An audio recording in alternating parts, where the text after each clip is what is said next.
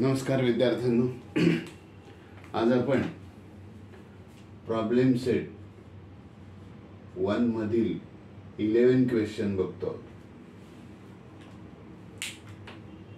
Question on quadrilateral based on similarity of triangle. इकडे दिलेलं आहे बघा त्यांनी काय. In quadrilateral ABCD सेग AB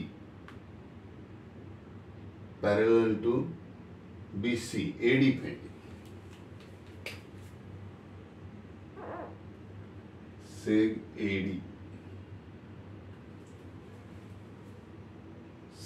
AD parallel to seg BC, diagonal BD and diagonal AC intersect in point P. Show that AP upon PC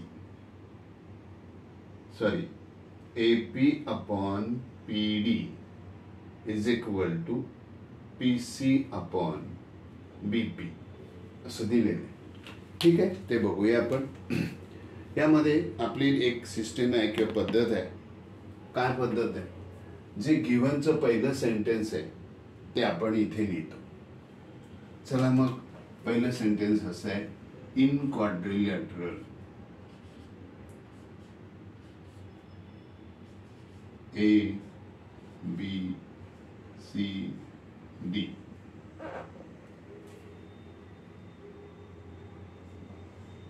AD parallel to BC. हे कुठनं आणलं आपण? गिवन दिले ते घेतलं. आता त्याचा उपयोग करूया. अँड BD ट्रान्सवर्सल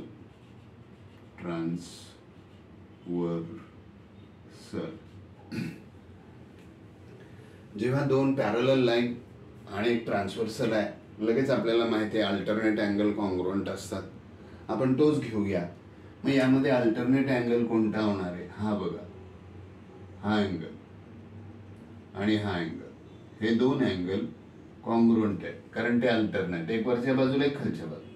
आता मग हा वाचणार कसा? ADB.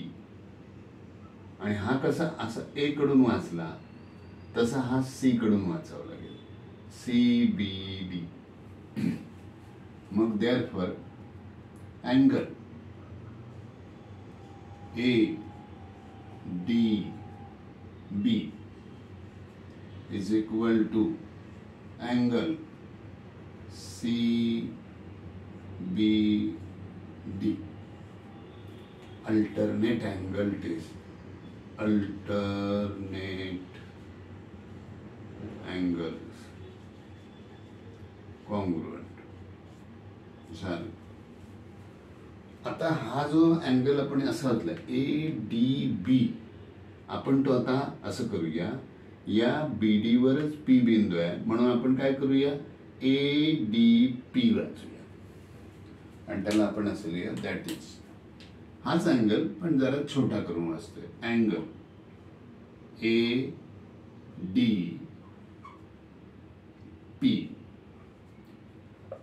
Is equal to angle CBP. हे इक्वेशन नंबर 1 होईल आपलं. आता आपण ट्रायंगल सिमिलर दाखवायचा प्रयत्न करू. आणि ट्रायंगल कोणते आहेत? तर हा पहिला ट्रायंगल आणि हा दुसरा ट्रायंगल, हे दोन ट्रायंगल वाचायचे. आता हे वाचताना पण जर असेच वाचले तरी चालते. कसं वाचणार? हे जे अँगल बोललायत ना त्याला तुम्ही फक्त ट्रायंगल म्हणा. मग इथे म्हणूया in triangle ADP and triangle CBP. ह्यामध्ये आता आपल्याला दोन अँगल आपल्याला काय कॉन्ग्रुएंट दाखवायचे. आणि दोन angle congruent, pair of two angles, ह्या दोन जोड्या आपल्याला कॉन्ग्रुएंट दाखवायच्या आहेत. आणि त्या जर आपण कॉन्ग्रुएंट दाखवल्या तर हे दोन्ही ट्रायंगल सिमिलर होतील. म्हणजे AA टेस्टने असे खूप केले आपण. क्वेश्चन 1.3 मध्ये 5, 6, 7 मग इथे आपण लिहूया बघा, हा अँगल लिहिला, अँगल, हे ट्रायंगलला नाव काढा, अँगल होतो, angle ADP is equal to angle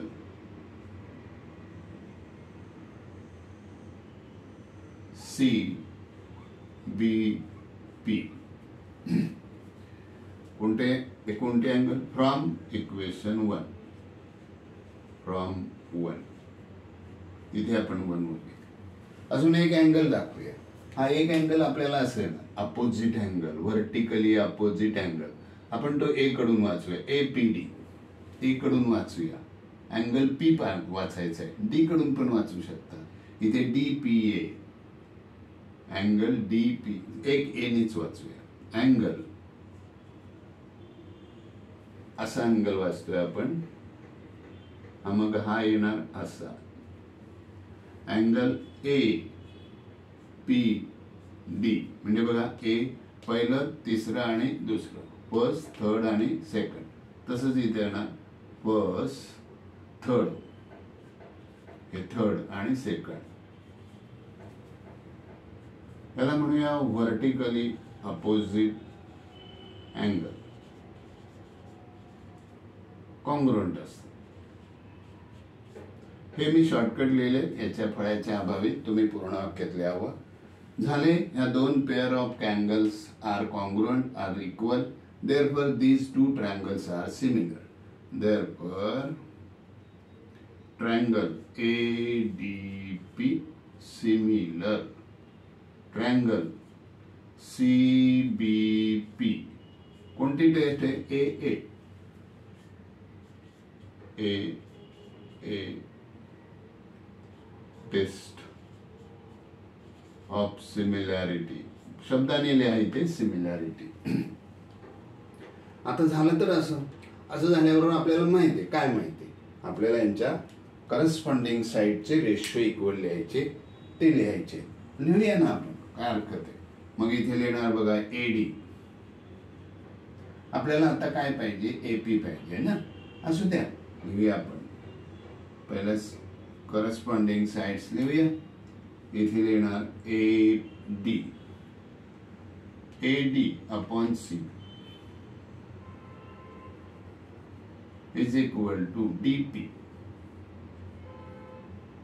upon BP is equal to AP upon CP. Corresponding sides of similar triangle. ठीक आहे. आपल्याला बघा काय मिळाले? AP अपॉन CP मिळाले किंवा PC. हे बघा, हा आपण PC वाचला तरी असंच येणार, CP वाचला तरी ही डायग्राम बदलत नाही. त्यामुळे हे मागे पुढे झाले तर घाबरू नका. मग आपण ही जोडी घेऊया. ही पहिल्यांदा ही जोडी इथे खाली आहे, 3 आहेत, त्यापैकी आपल्याला हीच पाहिजे, तर या 2 घेऊया आपण. इथे इकडे घेतो.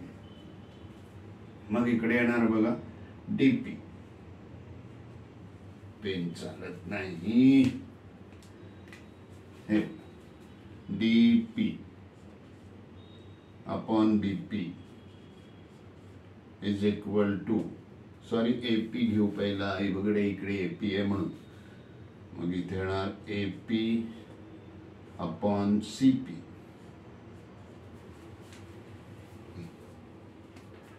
हा पहिला रेशो घेऊया, AP upon CP is equal to, हा सेकंड वाला घेऊया, DP अपॉन BP.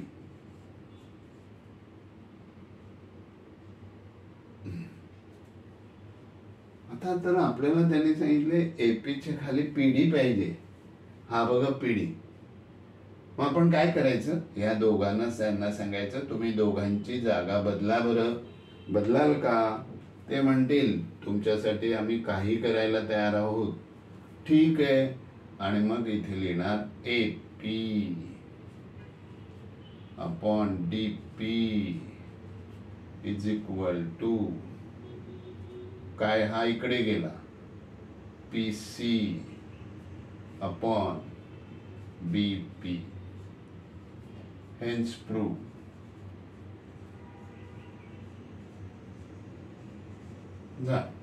ह्याला काय म्हणतात माहितीये? अल्टरनेंडो.